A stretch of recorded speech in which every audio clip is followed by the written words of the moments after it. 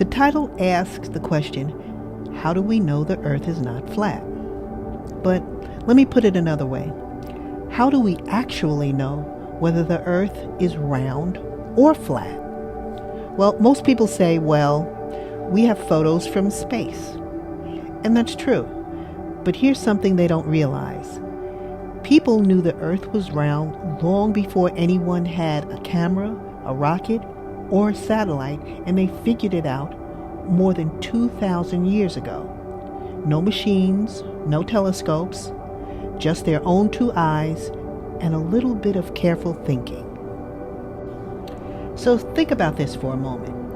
We say the earth is round because we have seen the pictures.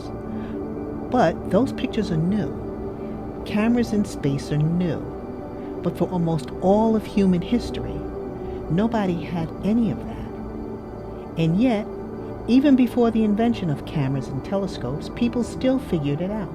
More than 2,000 years ago, they knew. So how did they do it? With none of our modern tools. And that's the issue I want to discuss today. As a Muslim, I look to the Quran. And in this discussion, I want to show you what it says about the world around us. Now, I'm not asking you to take my word for anything. I'm inviting you to look at the book with me and to reason it through for yourself. You see, because the Quran does something interesting. Over and over, it tells us to look at the world around us. It points to the sky, the day and the night, the mountains, the rain. And it says, in effect, pay attention. There are signs here for people who think. Now, you'll see the word Allah on the screen. That's not some other deity. Translate Allah into English and you get the God. Not a God, but the God, the only one. And it's the same God Abraham called on. And I'll be using the term God in my discussions. Look at chapter 41, verse 53, where God says he will soon show us his signs in the farthest regions, out in the world, and the wide universe around us, and among people themselves, until it becomes quite clear that this is the truth. And in chapter 3, verse 190, it says that in the making of the heavens and the earth, and in the way night and day take turns, there are signs for people who understand. Now notice what that is asking of us. It's not asking us to switch off our minds. It's asking us to turn them on. It's saying, go look at creation, think it through, and the truth will show itself. So let's do exactly that. Let us look at one sign in the sky and let us think it all the way through, the way those people did 2,000 years ago. Now the Quran also tells us the other half, what will not get us to the truth. In chapter 10, verse 36, it says, and most of them follow naught but conjecture. Surely conjecture will not avail aught against the truth. Conjecture. You see, that's just a fancy word for guessing. And look what it says. Guessing does not get you anywhere near the truth. Not even a little bit closer. Nothing. And it says, most of them. Most people. So the fact that the majority of people who believe something doesn't make that thing true either. A whole lot of folks can be guessing together, but it's still guessing. So the Quran gives us both halves. Go look and don't guess, which is exactly what we're about to do. We're going to look at one thing in the sky and we're going to reason it through, and you can check every step for yourself. And here's the sign. It's called a lunar eclipse. It's something you can see with your own eyes, and people have been watching it for thousands of years. But before we get to the sky, let's start with something you already know. You see, on a sunny day, you have a shadow. Your body blocks the sunlight, and a dark shape falls on the ground behind you. Simple. Now, picture this on a giant scale. The sun shines on the earth. The earth blocks some of that light. So the earth casts a shadow too, a huge cone of darkness stretching out into space behind it. That shadow is always there, even though we usually can't see it because it's just falling on empty space. Now here's the key part to that picture. The earth is sitting right in the middle between the sun and the moon. The sun is on one side, the earth is in the middle, and the moon out on the other side. Now, every now and then, the moon passes behind the earth and slips right into that cone of shadow. When it does, we get to watch the earth's own shadow slide across the face of the moon. That's a lunar eclipse, and that is the moment to pay attention. Now, before we go any further, let me clear up something people often get confused about, because I know somebody's going to ask. There are actually two kinds of eclipse, and they're not the same thing. And here's an easy way to keep them straight. An eclipse is named for the thing that goes dark. So in a lunar eclipse, the moon goes dark. The earth is in the middle between the sun and the moon, and the earth's shadow falls on the moon. That's the one we're talking about in this discussion. However, in a solar eclipse, the sun gets blocked and appears dark. This time, the moon is in the middle between us and the sun, and for a few minutes in the daytime, the moon covers the sun. So why does this matter to us? Because only one of these shows us the shape of the earth. A solar eclipse shows the moon passing in front of the sun. It doesn't show us the earth's shadow at all. It's the lunar eclipse where we see the earth's own shadow on the moon that gives us our proof. So that's the one we're going to follow. But here's the key. Every single time a lunar eclipse happens, the edge of the earth's shadow on the moon is curved. It's always a piece of a circle. Always. In all the thousands of years people have watched, it has never once been a straight edge or a flat line. Now, think about what that really means. Not once in a while, not most of the time, every time. Babylonians have been watching these eclipses thousands of years ago and wrote down what they saw. The Chinese recorded them. The Greeks, the Egyptians, the Arabs. People on different continents who never met, who spoke different languages across thousands of years. And every single one of them saw the same thing, a curved edge, a piece of a circle. Now, if the earth were some other shape, somebody, somewhere in all those centuries would have seen something different, and nobody ever did. So ask yourself, what kind of object always casts a round shadow, no matter how you turn it? So let's start with the shape the flat earth proponents actually ask us to believe. Here it is on the screen. The earth as a great flat disk, a giant plate floating in space with the sun and the moon hanging above it. So take a good look at it. This is the picture we're being asked to accept. Now, hold that image in your mind and come back to the question we just asked. What kind of object casts a round shadow no matter how you turn it? Because a flat disk like this one has a problem. And it's the same problem a coin has. Face it straight toward the light, and yes, it throws a round shadow, but tilt it even a little, and that round shadow squashes down into a thin oval and then almost into a straight line. You see, a flat disk only gives you a round shadow from one single angle. So keep this disk in mind as we go, because in a moment we're going to hold it up against the one thing it cannot survive. The Earth's shadow on the moon, seen again and again from every angle across thousands of years. So let's test it. Think about a coin, which is flat like a disc. Hold it up facing a light, and yes, you get a round shadow. But now tilt it. The shadow turns into a thin oval and then almost a straight line. You see, a flat object only gives a round shadow from one angle. Turn it and it no longer appears round. But maybe you're thinking, all right, not a flat coin. What about some other shape? Okay, so let's try them. Take a can, a cylinder like a soup can. Stand it up facing the light, and yes, you get a round shadow. So far, so good. But now, lay it on its side. The shadow is not round anymore. It's a rectangle, a stretched out box.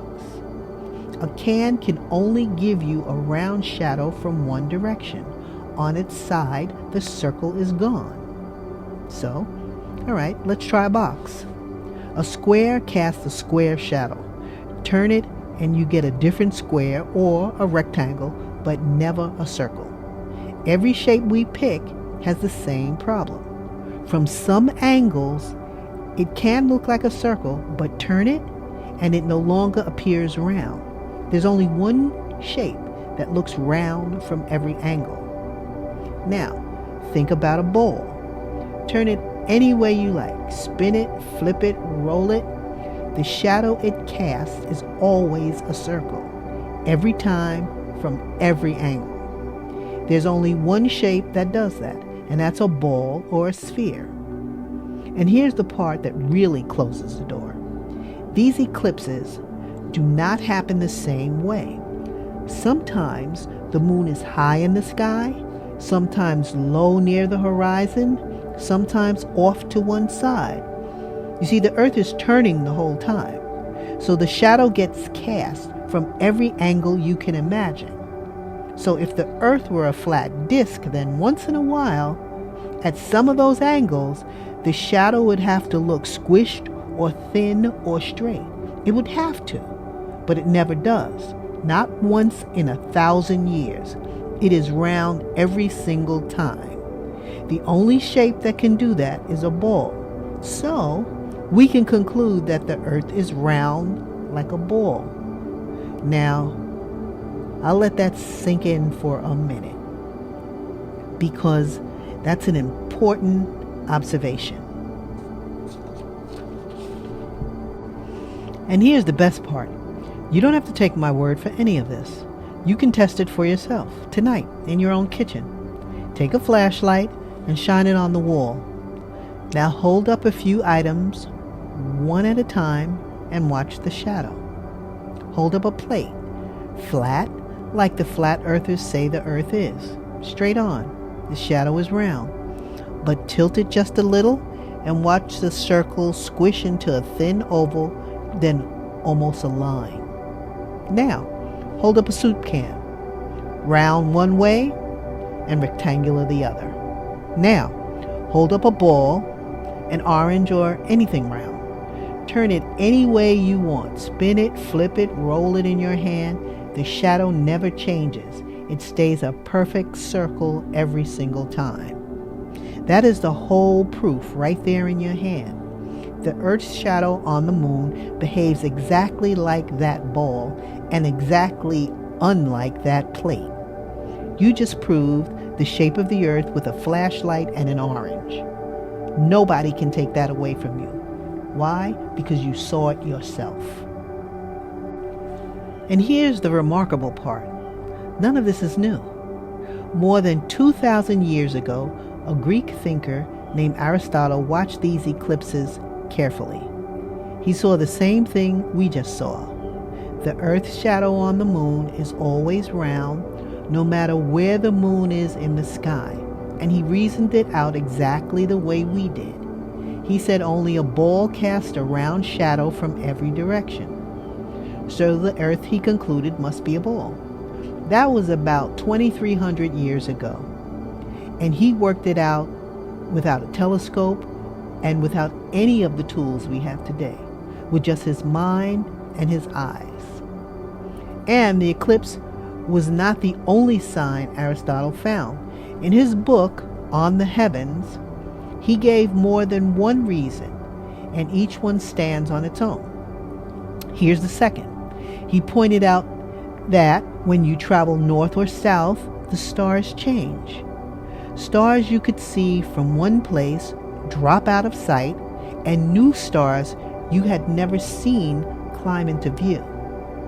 Someone standing in Egypt, he observed, sees a different set of stars than someone standing far to the north. Now, think about that. If the earth were a flat sheet, everyone would be looking up at the very same sky, the same stars, no matter where they stood. The only way the stars can change as you travel is if the ground beneath you is curving, tilting you to face a slightly different part of the heavens. And he worked that out with his eyes alone more than 2,000 years ago. And here's a third reason, one that any sailor could see, and one you can still see today if you stand at the shore. Now, watch a ship sail away from you toward the open sea. If the earth were flat, you would be able to see the whole ship just get smaller and smaller, shrinking down to a tiny dot until your eyes lost it. That's what should happen on a flat surface. But that's not what happens. Instead, the ship sinks. First, the bottom of it, the hull, vanishes, as if the water were swallowing it from below.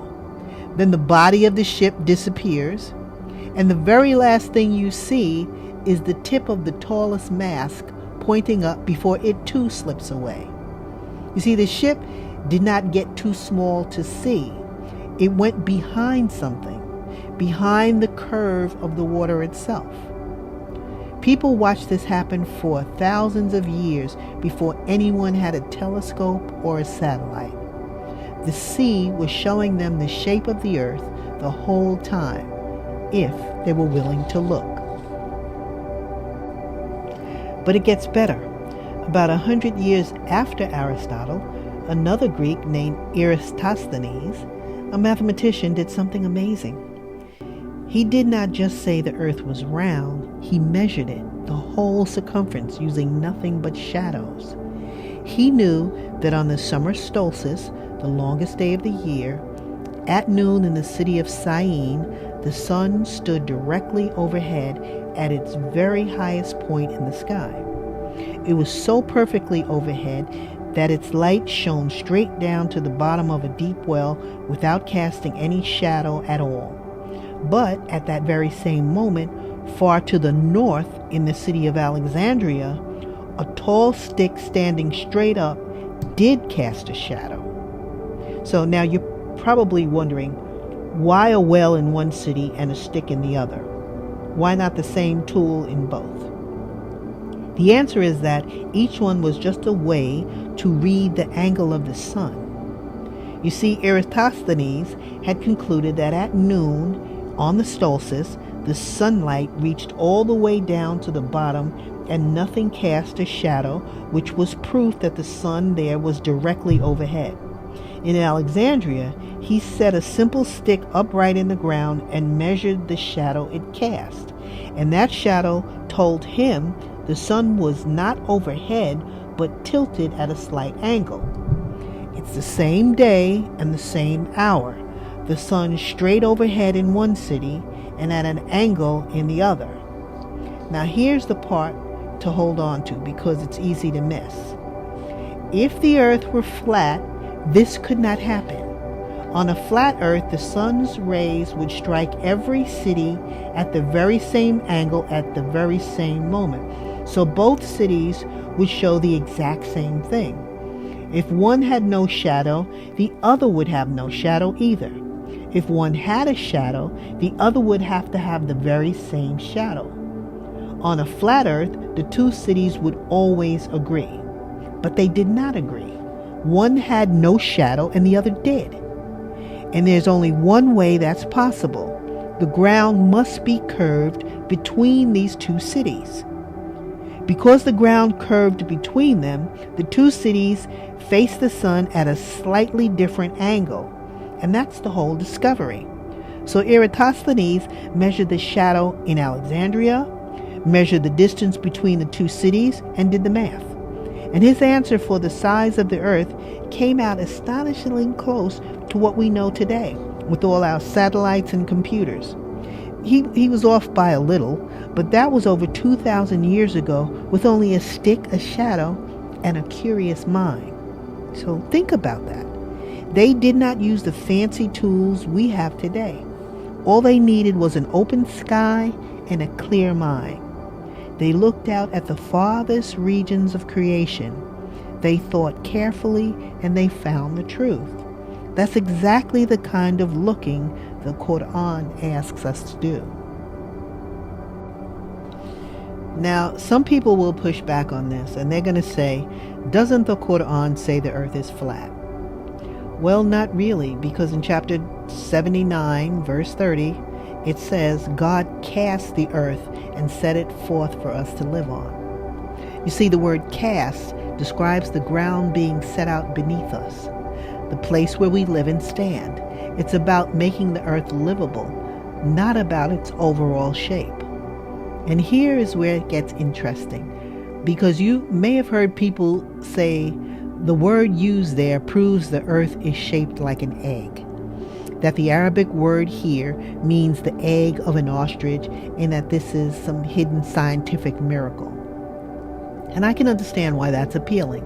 But if we go to the word plainly, that is not what it says. The word daha, when we check the classical lexicon, it means to set out, to spread out, to make a place ready. It is true the same root is used for something an ostrich does, but the lexicon is precise. It describes the ostrich smoothing or spreading out the ground with its feet to make a place for its eggs. So the word names the preparing of the ground, not the shape of the egg. So picture what the verse is really describing. Picture someone setting out and smoothing the ground to make it ready, spreading a blanket for a picnic, or rolling out a rug across a floor.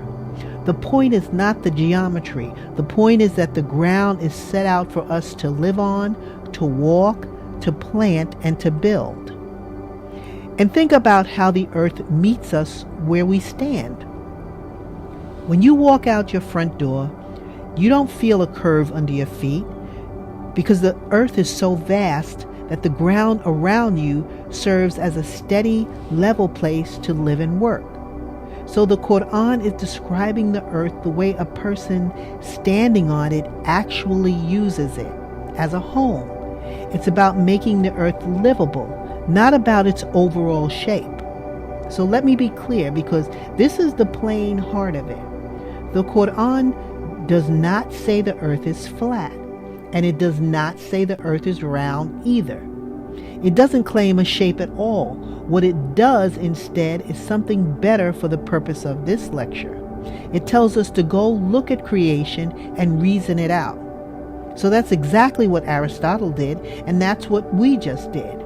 We looked, and the shadow gave us our answer. And here's the verse on the screen in Arabic and in the Maulana Muhammad Ali translation, so you can see it for yourself. And the earth he casts it after that. And that's in chapter 79, verse 30. And remember the context, because context is everything. If you read the verse just before, God speaks of making the night dark and bringing out the light. And the verse right after says, He brings forth the earth's water and its pasture, and makes the mountains firm, a provision for you and your cattle. You see, the whole passage is about making the earth livable. Water, pasture, mountains, food. It's not a passage about shape at all. That's why reading only one word and ignoring the verses around it leads people astray. There's a second verse people bring up also, and it's worth looking at closely too. In chapter 39, verse 5, some say the word here is kawara, meaning coiling, like winding a turban, and that this proves the earth is a ball. Again, let's just look at the word in the verse. Here in 39:5 it says, He has created the heavens and the earth with truth. He makes the night cover the day and makes the day overtake the night. And he has made the sun and the moon subservient. Each one moves on to an assigned term. Now, look carefully at Maulana's translation. The night covers the day overtakes the night. And that's the plain English. The Arabic root, kawara, does carry the picture of wrapping or folding like winding cloth, and it's a beautiful image for how day and night follow each other around without end. But notice what the verse is actually about. It's about God ordering the heavens and the earth, governing the cycle of night and day, setting the sun and the moon on their courses for an appointed term. It's a verse about divine order and the passing of time, not a verse that stops to announce the shape of the earth. The wrapping is the turning of day into night, so we shouldn't make the word carry a claim it never set out to make. Someone might still ask, well, if the book is from God, why not just say the earth is round and settle it? Well, here's how I see it. The Quran is not meant to be a science textbook that hands you every answer so you never have to think. It's meant to point you toward the truth and then trust you to use the mind you were given. It keeps saying, look, reflect, reason. Again and again, the Quran does not hand you the answer. It points you to creation and tells you to think. It says to look at the heavens and the earth and the alternation of night and day as signs for people who understand. It tells you to travel and observe, to reflect on the rain and on the dead earth brought back to life. Over and over, the same instruction. Look, reflect, reason, in order to find objective truths. Not opinion, not belief. Truths that stand on their own, whether anyone accepts them or not. The eclipse is not something the book had to spell out. It's something the book sent us out to discover, and we did it. Okay, so let me say this plainly one more time, because this is the heart of how we should think about all of this. The Quran does not say flat disc. The Quran doesn't say perfect ball. What it says is go look and reason it out. So we looked, and the shadow gave us the answer. The book pointed us to the sky, and the sky told us the truth. So let us bring it home. We started with the question, how do we know the earth is not flat? And the answer did not come from a machine. It came from a shadow in the sky and from people willing to look at it and think clearly about what they saw. A round shadow every single time can only come from a ball. And that's it. That's the proof. And it's 2,000 years old. That's the invitation the Quran keeps giving us. Don't be afraid to look and don't be afraid to think. The signs are out there in the farthest regions of creation, waiting for anyone willing to read them. And when you do read them carefully, they point to objective truths. Look up, think it through. The sky has been telling us the answer all along. And before I close, if you'd like to go deeper, I've put together the full research paper behind everything we looked at today. The eclipse proof, the historical proofs, and the Arabic word study with all the lexicon references and the verses in context. That link is in the description below, along with a link to the same Quran translation I used in my research, so you're reading exactly what I was reading. And here's what I'll leave you with. The same careful looking that shows us the shape of the earth is the same looking the Quran asks us everywhere, to observe creation and to reason. So, in the next video, we'll bring that same careful approach to a question a lot of people wrestle with. Is God just an explanation for the things science hasn't figured out yet? It's called God is not in the gaps. And I think you'll find the answer is more careful and beautiful than you expect. So if this gave you something to think about, please like this video Share it with someone who might need it, and subscribe so you don't miss what's coming up next. Salamun alaikum, and peace be with you.